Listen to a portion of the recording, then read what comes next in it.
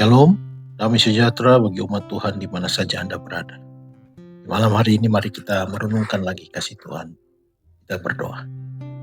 Bapa Surgawi, terima kasih untuk hari yang telah Engkau berikan kepada kami.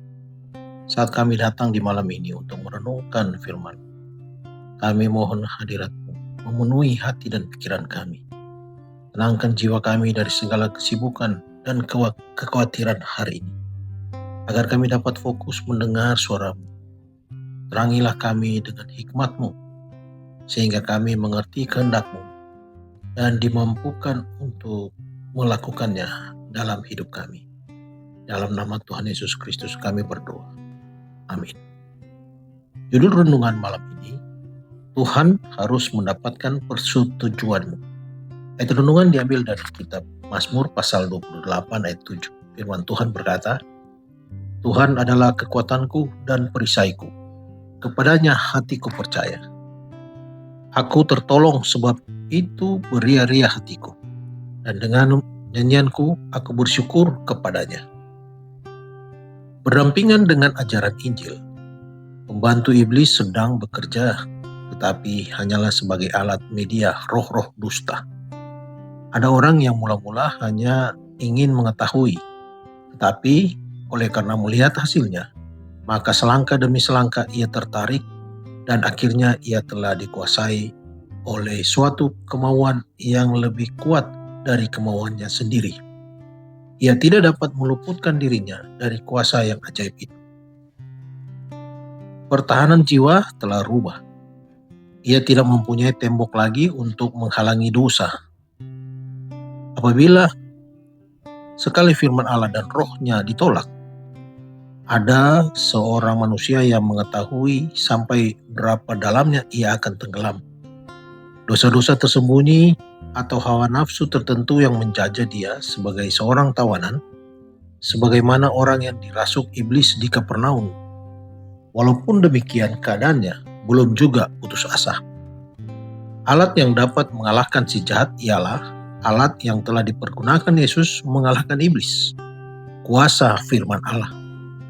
Allah tidak mengendalikan pikiran kita tanpa persetujuan kita. Tetapi jika kita rindu mengetahui dan melakukan kehendak-Nya, perjanjiannya akan menjadi milik kita. Kamu akan mengetahui kebenaran, dan kebenaran itu akan memerdekakan kamu. Barang siapa mau melakukan kehendak-Nya, ia akan tahu ajaranku. Yohanes 8 ayat 32. Oleh percaya akan perjanjian ini, setiap orang dapat dilepaskan dari jerat kesalahan dan kuasa dosa. Tiap-tiap orang bebas memilih kuasa mana yang ia mau agar memerintah dirinya. Walaupun seorang yang telah jatuh begitu rendah atau begitu najis, ia mendapat kelepasan di dalam Kristus. Orang yang dirasuk iblis ini sebagai pengganti doa, ia hanya dapat mengucapkan perkataan dari iblis. Akan tetapi isi hatinya yang tidak dapat dikeluarkan itu telah didengar. Tidak ada tangisan dari suatu jiwa di dalam kebutuhan, walaupun tidak dapat dikeluarkan di dalam perkataan yang tidak akan diperhatikan. Mereka yang rela masuk dalam hubungan janji dengan Allah di surga tidak akan dibiarkan dalam kuasa iblis atau di dalam kekurangan diri mereka. Mereka diundang oleh Juru Selamat, kecuali kalau mereka mencari perlindungan kepadaku dan mencari damai dengan aku. Ya, mencari damai dengan aku. Yesaya 27 ayat 5. Roh kegelapan akan berperang bagi jiwa untuk takluk di bawah pemerintahannya. Tetapi malaikat Allah akan merebut jiwa-jiwa itu dengan kuasa kemenangan. Tuhan berkata, dapatkah direbut kembali jarahan dari pahlawan? Atau dapatkah lolos tawanan orang gagah? Sungguh, beginilah firman Tuhan. Tawanan pahlawan pun dapat direbut kembali, dan jarahan orang gagah dapat lolos. Sebab aku sendiri akan melawan orang yang melawan engkau, dan aku sendiri akan menyelamatkan anak-anakmu. Yesaya 49 ayat 24 dan 25. Dikutip dari buku Alfa dan Omega jilid 5, halaman 268-269. Mari berdoa.